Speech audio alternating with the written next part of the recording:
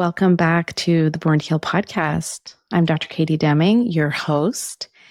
And today I have Jess Bubico again joining me, member of my team. And we're going to be talking about prepping for the holidays and answering questions that people have about preparing and planning for the holidays when you're in the process of healing.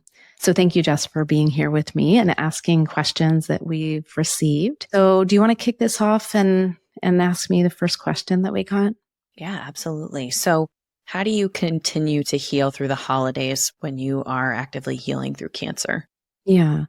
Well, I think that one of the things to think about with holidays while you're healing is that you can really become sidelined by the holidays during the process because it gets you out of your routine. You're seeing more people than maybe you have been seeing. You're seeing people that maybe you wouldn't choose to hang out with, given what you're going through.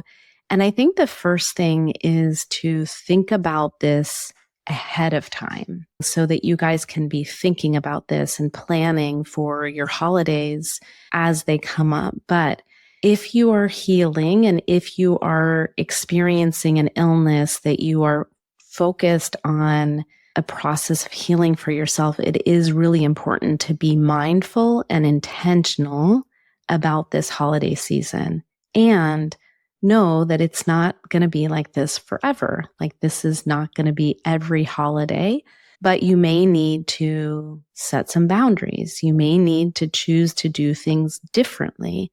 You may have traditions that you've done for 20 years that this year might need to change, and it feels huge. So this is a conversation that I have every year with my clients as we get, close to the holidays. If you've been the person, and this is actually one of the questions. So, if you've been the person who's hosted every year for your family, you may want to sit and decide whether that makes sense this year.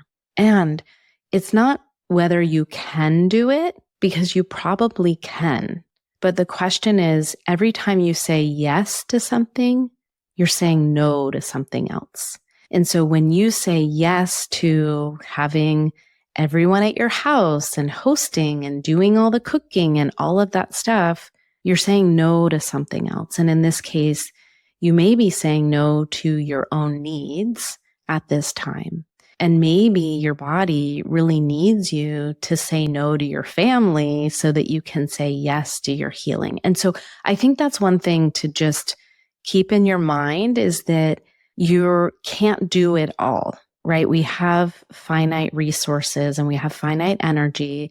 And so thinking about ways you could do it differently. And it could be maybe you still host it at your house, but now everyone brings a dish and you lighten your load that way. So I'm not saying you can't host and you have to just stay by yourself, for the holidays and be antisocial. That's not it. But I think you want to start thinking about, okay, what are the different ways that I could do this? Okay, I could just say that I'm not able to host this year and we do it at someone else's house totally. And that may be an amazing option for you.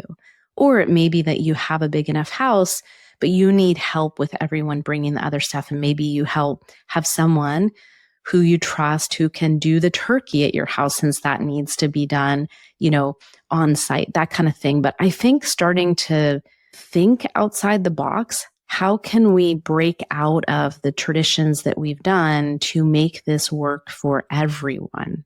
And one of the beautiful things that I have seen come out of this is oftentimes people come up with new traditions that are much more sustainable for everyone. Because oftentimes, there's a couple people who, really do everything and related to a holiday, and they're exhausted and never enjoy the holiday. And everyone else is like, wow, that was amazing. And and I'm thinking of my sister. My sister always hosts and she's just like exhausted after it's all done. And so how do you have people help with that process so that you can make it easier on yourself? So I think, and that takes planning ahead, because you need to talk to your family members and you need to just say what your needs are. And the beautiful thing is most of the time people are so understanding and like, I get it. And also they start to see all of the things that you've been doing, and haven't really, you know, made a big fuss about, but now people can see, oh, wow, like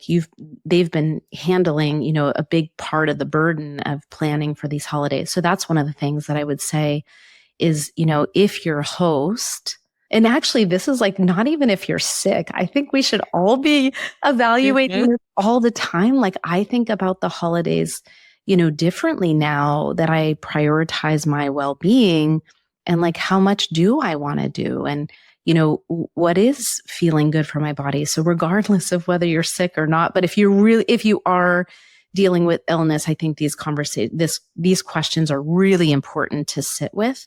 But even if you're not, I think it's good to always like look at what we're doing and say, is this working for me? Yeah.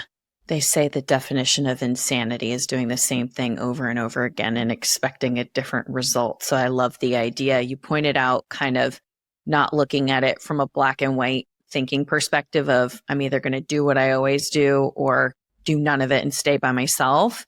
So I love that you kind of pose this question of like, how can I do the holidays differently this year in a way that supports my well-being, potentially create some new traditions, and maybe is more joyful for everybody involved. So I love that.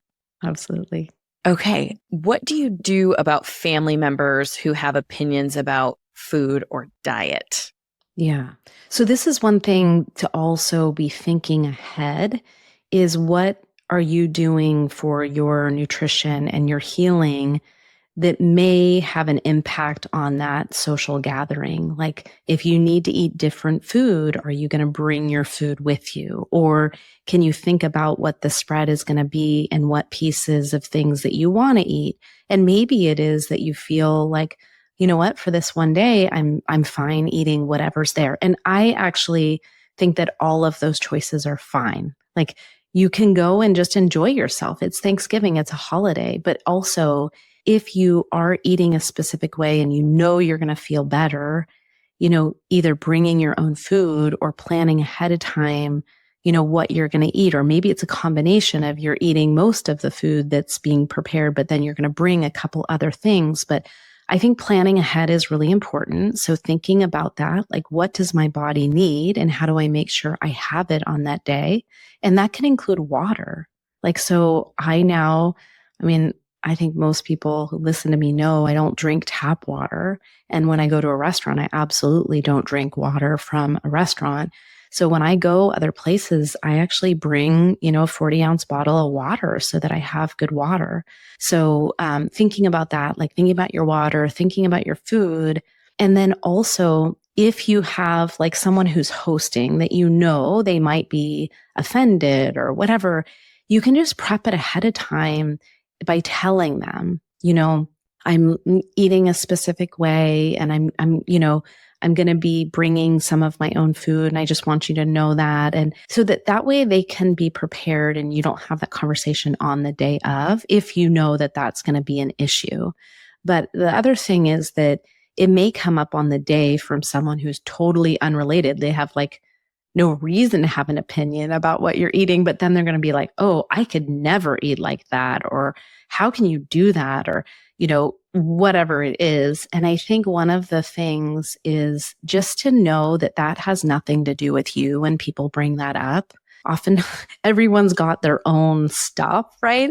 And so it may be making them feel uncomfortable because you're choosing to be more mindful about what you're eating. And so allowing those people's comments to kind of roll off you and also just being prepared for who those people might be. And maybe you don't sit next to them or whatever it is. I think there's a lot of dynamics within families that get reactivated, even though we're all adults. Like I feel sometimes like a 13-year-old kid when I'm with my family, because it's just like we get into these dynamics. And so you want to just think about those ahead of time. But then if you're going to eat in a specific way, just feel really comfortable with that decision and that you don't have to explain that to anybody, Yeah.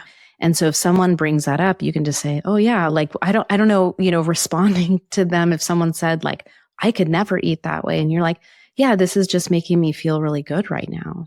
Something really simple, and you don't have to explain all of it. And if someone says, like, why are you doing that? And who said that? Or I think this, or whatever, you can just say, you know what? I really don't want to talk about it. Like, I'm just here to enjoy. And so you can deflect that as well. And I think that's part of the thing is we feel sometimes obligated to explain everything to everyone, and you really don't have to, and kind of standing in your power. And this is why I'm saying these things ahead of time and having you think about these things ahead of time is because if you can ground yourself and feel really comfortable before, then it makes it much easier than if you're just on the day of trying to figure out, oh, what am I going to do? And what am I going to say? And all of that, it feels more stressful. Do you have any recommendations for helping someone to regulate their emotions while they're at a holiday? Like, I know for myself, I didn't really eat dairy or anything like that, but I would feel so anxious around certain family members on the holidays that suddenly the cheese tray in front of me, I would just shovel it in, even though I don't eat cheese because I didn't know how to regulate myself in the moment. Do you have any like tools or tips for how we can work with emotions that might come up in the moment? Yeah. And I love that. I'm the same way. Like there's certain like sugar for me is not good for me. And I know that, but then I get at some event and then I end up eating things just because you're uncomfortable and you're just like, you're bored or whatever it is. And so this again comes back to preparing, and thinking about from an emotional standpoint, like what are your triggers with the family and what are your triggers around the holidays, and ahead of time sitting with those things. And, I have a couple tools that I love. So one is 4-8 breathing. And there's a tool that I use for that is the Shift Necklace by Camuso, but you can do this on your own. Basically, the Camuso is, I don't have it on right now, but it's basically, it looks like a whistle and you put it in your mouth and it forces you to breathe out more slowly than you breathe in. And that is a great tool that you can just wear. And then you could just pop it in your mouth and you can breathe through it. And people may not even notice that you're using it, or you can go to the bathroom and you can use it. If you don't have that, you can just do 4-8 breathing. So you breathe in through your nose for 4 and out through your mouth for 8. And that activates the vagus nerve, which helps calm us down. So your breath is something you always have with you and you can always use. So that's one thing that before you go, doing some breathing to reduce your sympathetic activation or any kind of nervousness. And then once you're in the moment, if there are things and you can use your triggers as clues, like, oh, something's coming up. Like Jess's example of the cheese tray. Like when you start feeling that cheese tray is calling to you and you knew you didn't want to go after that cheese tray, that would be a time to step away, breathe, take 5 minutes and then see how you feel once you've calmed your nervous system with breath. The other thing is that oftentimes there's someone within the family that's grounding and that can kind of help you stay regulated. And so finding those people, like if you start to feel stressed, to find that person, and oftentimes just connecting with someone that you love that is grounding can really help you with that emotional kind of aspect of it. And also the other thing is just taking a break and going outside, like, hey, I'm just going to take a walk. Like I just need a little air and go give your, because oftentimes when we're around a bunch of people, it's different than, the way we live our life every day. And it can feel overwhelming, especially if you're not around a lot of people, which I feel like now we spend less and less time, in social gatherings. Mm-hmm. And so sometimes just being around other people can feel kind of overwhelming. And so, getting outside, walking a little bit and coming back in are some really great techniques. And then if you have things that work for you, using those to ground yourselves before the event, to ground yourself after the event, to use in between, and I think there's lots of different little tricks that people have.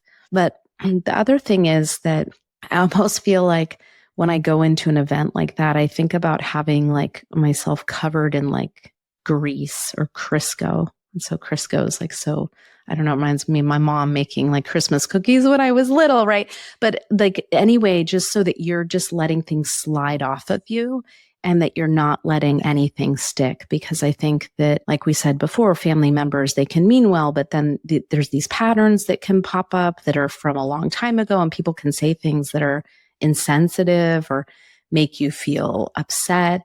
And just allowing yourself to be in a space like, I'm not allowing that to enter into my beingness to upset me, and I think also like talking about politics at, holiday events is like probably just not a good idea. So like there are certain things that you just let them go and just don't engage and just kind of let things slide off of you.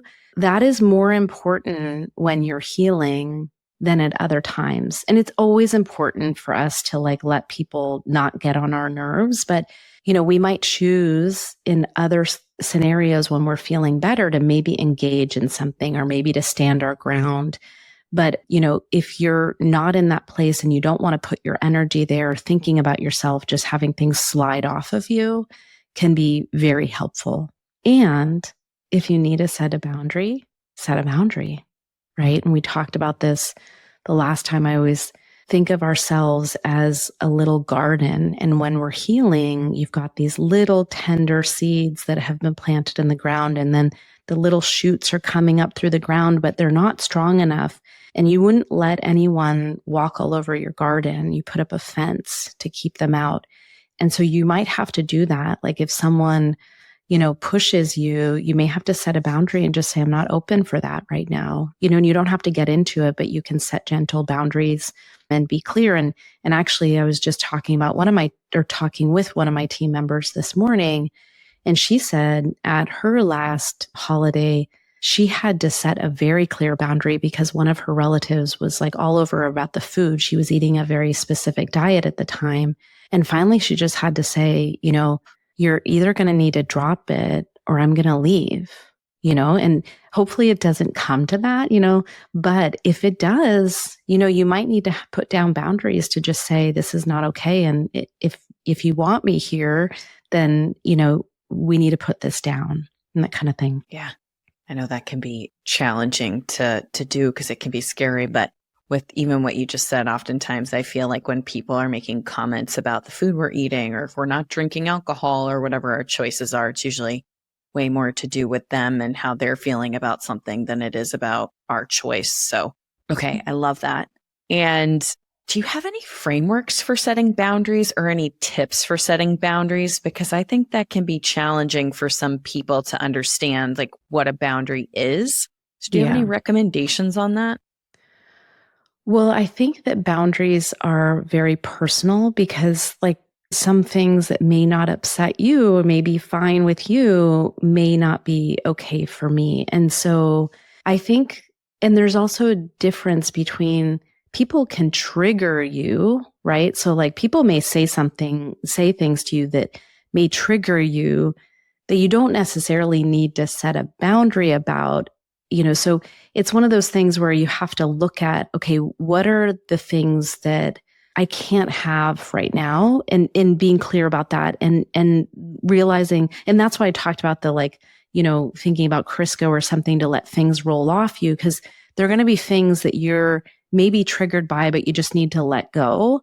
But if there's something that feels like, okay, I don't feel comfortable being here with this happening, or I feel like I can't be myself and this is forcing me into a position of, what's the right word that I'm looking for? But basically acting like not like yourself, just to conform. Basically, if someone's doing something that's making you conform to something that you don't believe in, then I think that you need to set clear boundaries in those scenarios. And I think the holidays are one of those things where it's tricky because sometimes setting boundaries can then upset people, and so there's those pieces of like, it might be better just to like let it roll off you. And ultimately you may not spend as much time at the event or that kind of thing. But if something feels like someone is really not allowing you to be you and inserting themselves in your space, then I think just gently letting them know, hey, like, I'm not in a place to have this conversation right now, and I really want to put this away, and then if they don't respect it, then you can say, if this continues, I'm going to have to leave.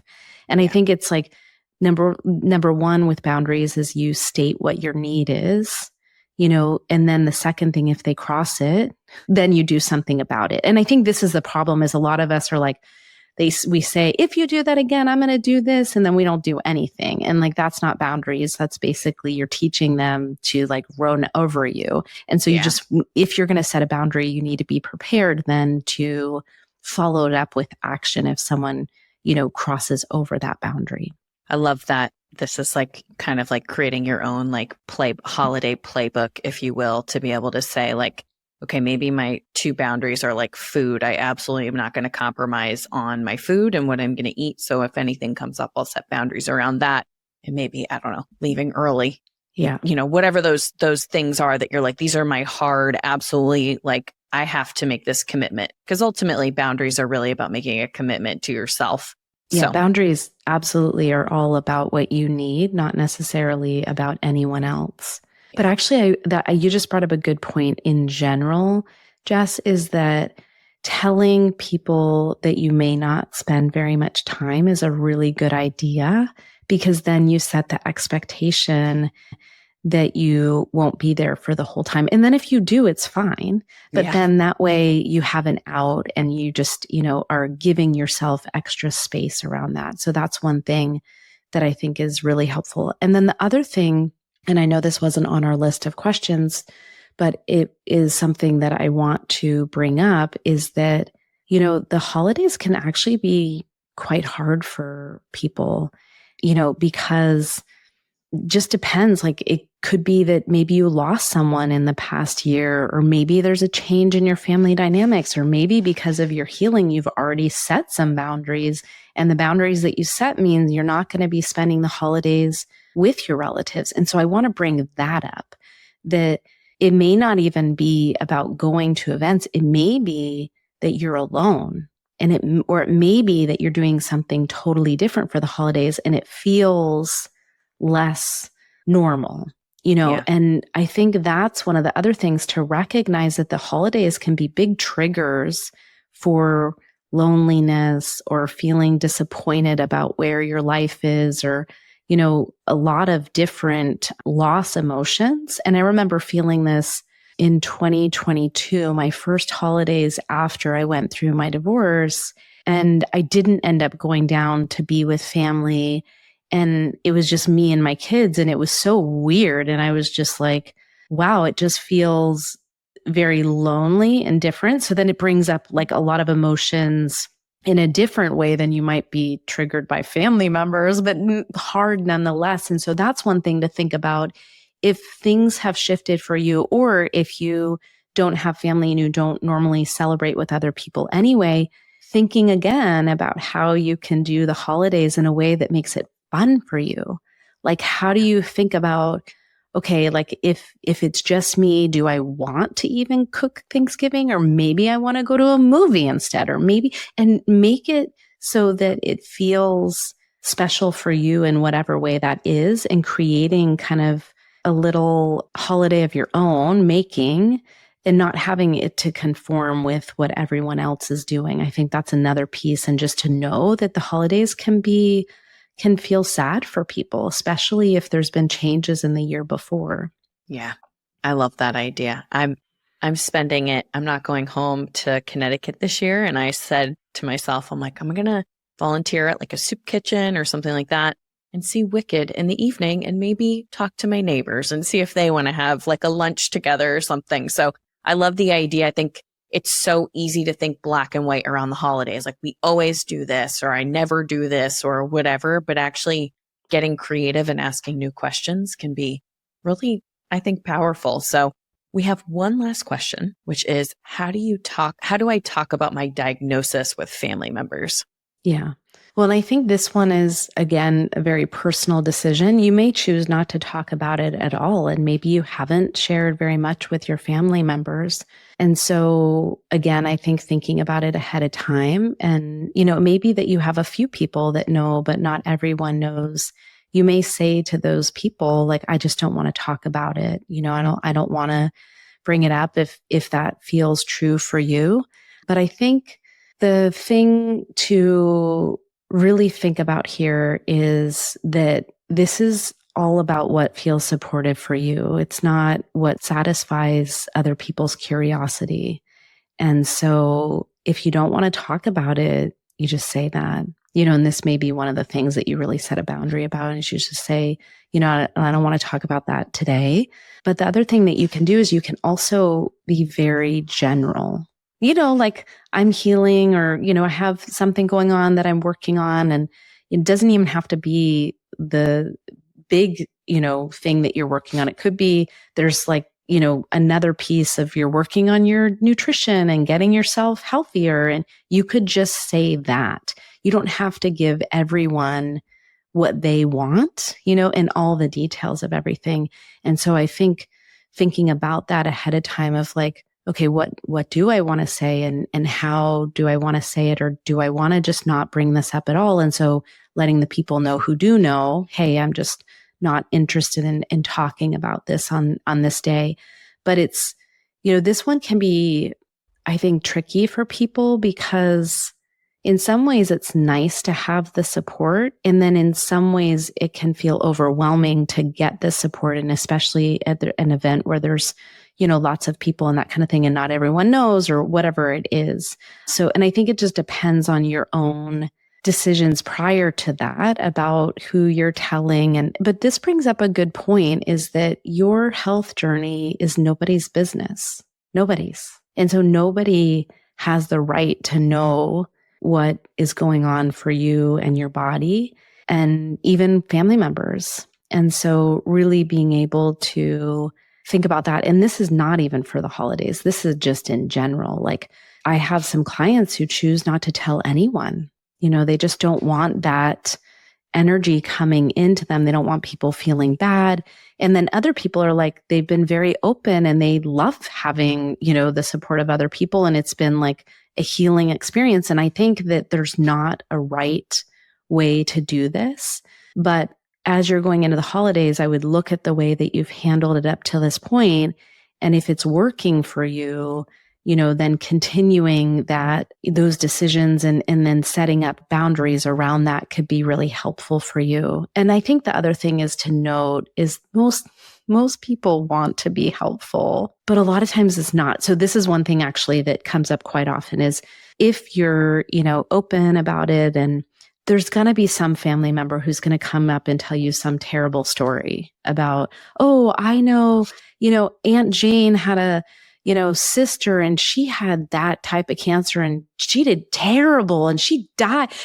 And people say these things that you're just like, wow, like that's just like not helpful. And that's the kind of thing that maybe it's helpful not to talk less about it in like, a setting where there are people that you're not necessarily close with.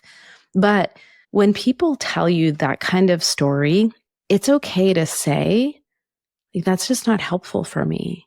And I don't want to talk about other people who've had this diagnosis because it's just not helpful for me. Or they're saying, you need to go research this person and do this and blah, blah, blah, and all this stuff. And sometimes it could be helpful, right? But everyone's got an opinion about everything. And to be honest, there's like 1,000 different opinions, like even within the cancer space. So for sure, your family members are going to have diverse points of view. But I think it's okay to say to someone, like if they're giving you and you just don't want the information, it's okay to say, thank you so much. Right now, I have like actually so much that I'm already, looking through and digesting, that it's just better for me not to get additional information. It feels more overwhelming than helpful at this time.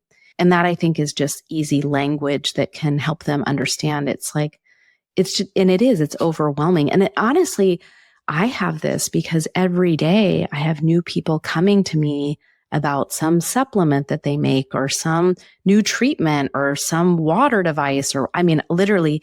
And I have to like set a limit because I'm like, I can't research everything. And so I'm nice, but I say, thank you so much for that information. When I have time, I'll look into it. Right now I'm focused on my own programs or that kind of thing. And so you can say that to someone like, oh, thank you so much. Like if I'm interested, I'll reach back out, I'll let you know. And that's just like a nice way of saying to them, like, hey, for right now, I don't need that information. Yeah, I love it's kind of like the polarity anywhere from, oh my gosh, you have this thing. I learned all about this healthy way of eating, this healthy supplement. Have you thought about it? Have you tried, all the way to a terrible story? It's like really, truly just being able to set the limit on your own digestion of information. And I feel like you kind of set this up from like this idea that everything is a spectrum. So all the way from no one in the family knows what's going on except maybe my one safe person, and they're going to be on the lookout to help me throughout the night. Maybe I scratched my nose when they're sitting on the couch to be like, come over and rescue me from Uncle John, all the way to sending an email beforehand that says, hey, I want to let you know these are my boundaries and this is what I'm going to be, maybe how I'm showing up. And here's how you can help me, right? Like assuming people have your best interest in mind is like, here's how you could really support me throughout this day. Like there's no right answer. Like you said, it's really just kind of figuring out what's going to be right for you. So, yeah. Well, and also one of the things that I think I want listeners to think about with this is, and I say this all the time, is that healing requires you to change. It requires you to do something different than you were doing before. And many of us are doing people pleasing activities, conforming to other people's expectations of us. And I'd love to have you guys use this holiday season as an opportunity to practice change, to practice doing something different. And it's not about the outcome. It's not about how it goes. It's about you showing yourself that you can do things different and learn something, because you're going to learn regardless of what happens. You're going to learn something if you practice something different. And then you'll see like, oh, that is how I want to do it. Or you know what? That's not how I want to do it. Next time I would do it different. But until you start practicing doing things differently, you're not going to change. And this is the way, is through practicing little changes, and holidays are a great way. And maybe you choose one of these things. You don't have to do all of them. We went through kind of all of the trigger points that come up for people during the holidays, but you could just pick one and decide, okay, I'm going to do this differently than I've done before. And I love, Jess, how you said that, like, a signal like to your one person who's got your back. It's like scratching your nose or pulling on your ear or whatever to like, come save me. But I think this is like, think about this as fun. This is a new opportunity for you to show up differently and enjoy the holidays. Like it's supposed to be a time of enjoyment. And I feel like it ends up being kind of this heavy thing. So I want you to make it a fun experiment. And then I would love if you guys share with me if you do it differently and what happened and how that worked out for you and what you learned, because it's all about learning. We're all growing and learning all the time. So thank you so much, Jess, for being here with me, and good luck to everyone with planning your holidays. We'll be doing another episode right in the holidays to like just, manage through the moment of things that are coming up. But yeah, thank you so much. Thank you for joining me on Born to Heal. It's been a privilege to share this time with you. And I hope that today's episode has offered you valuable insights on your journey toward optimal health. Please consider subscribing, sharing this podcast with your friends, and leaving us a review. To learn more about how you can work with me, please visit katiedeming.com. You can find additional resources in the episode show notes linked below, and remember to join us next week as we continue to explore more holistic approaches to healing. Until then, this is Dr. Katie Deming, reminding you that just like me, you were born to heal.